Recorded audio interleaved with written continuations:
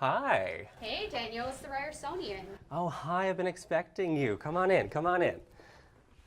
Welcome to the MassX office where the magic happens in the School of Fashion.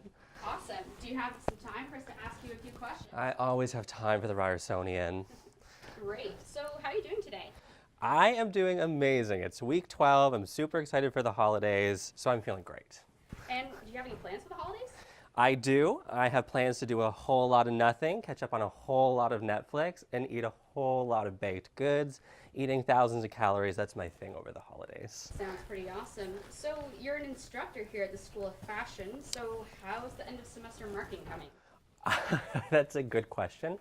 I have so much marking left to do, but it's fun. I put on some music and I go to town. It's really nice to see the final projects that the students are working on too. So it is motivating in that. So you teach the class organizes mass exodus. I do. What's the best part about being an instructor? It's really getting to see that sense of pride and accomplishment that students have when they create something that they're proud of. When you can get them across the finish line and you get them to realize the power of what it is that they're doing, that's when you feel really, really special as an instructor. And what's the worst part? Probably seeing students when they stumble sometimes, and that is part of the learning curve, especially in fashion and event planning or that kind of thing. But then you do get them to see that that's a learning opportunity, that they can learn from, that they can push and keep going. So what's the most important thing you try to teach your students? Perseverance and optimism. Really seeing that there's always a light at the end of the tunnel and that they can push through whatever challenges that they're facing and keep going. I think that's one of the best things that we can get our students to take away from their experiences here. So you've been involved with Mass Exodus since 2009. I have. So how has the show evolved over the years? Well, it's changed in so many different ways. We've shifted venues from the Ryerson Theater to the SLC in Maple Leaf Gardens, and now we're at Daniel Spectrum.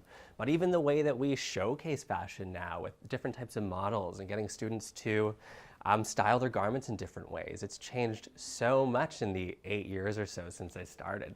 So what are the challenges of putting Mass Exodus together? When you get a lot of different creatives in the room, obviously there's a lot of different opinions, and MassX has over 100 stakeholders, so it's really difficult to get that kind of consensus when you're working with a team that big. Why did you decide to do your undergraduate at Ryerson? Well, I fell in love with fashion production back in high school when I was putting on a lot of different fashion shows in my hometown, and I thought, hey, you can make a career out of this kind of thing, and that's really what brought me to Ryerson and to study fashion communication specifically. What was the first job you ever had? The first job I ever had, that was at Value Village, and it was one of the best jobs I ever had too, because you got a 50% discount and you got to meet a really, really amazing group of people while finding some of the thriftiest but coolest items around. What's your guilty pleasure? Oh, my guilty pleasure? I love to bake and listen to Christmas carols all too often. As soon as November 1st hits, that's my cup of tea. What was the greatest fashion trend of all time? The greatest fashion trend of all time. Ooh, that's a really, really tough question. But honestly, what I think is probably the white t-shirt. It's so basic, but it transcends time and space. It just keeps going. So Parallel, which is a recent fashion show that you helped organize, what was the message that you were trying to send with that?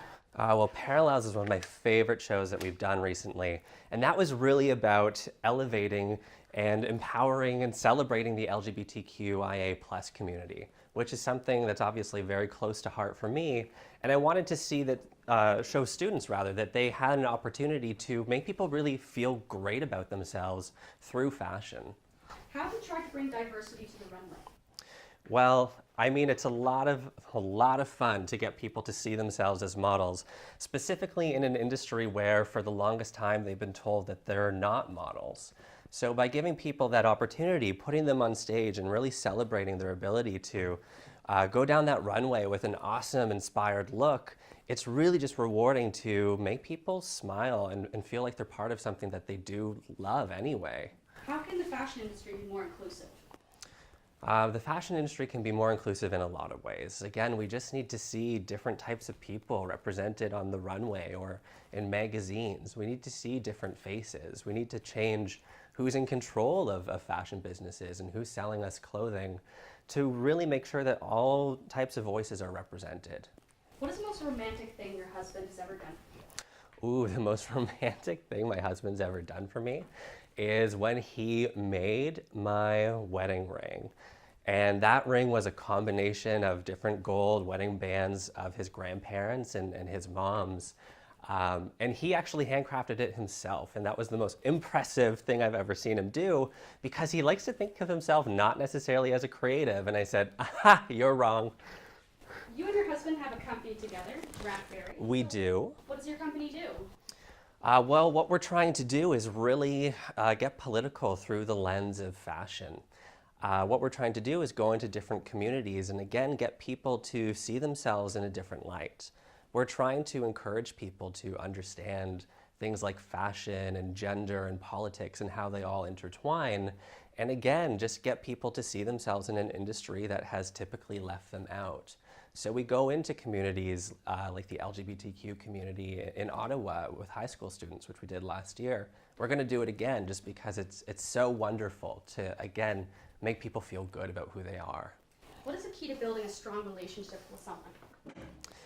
I think when you're trying to build a relationship with someone, you really just have to find whatever it is you have in common. And whatever that is, it can be so many different things, whether it's your worldview and how you think things should be, or if it's that TV show that you like on Netflix that you both agree to. If you can find that kind of thing in common, whatever it is, you're going to be able to build a relationship off of that. Do you have a favorite quote? Do I have a favorite quote? I mean, this is really good. I would normally go to someone like Hillary Clinton, but I really don't have a favorite quote. I've been trying to stray away from that. Again, just because I've seen so many quotes printed on t-shirts, on journals, on tumblers, that I'm trying to find inspiration that is a bit more sustainable. So if you don't have a favorite quote necessarily, what about a favorite movie? A favorite movie?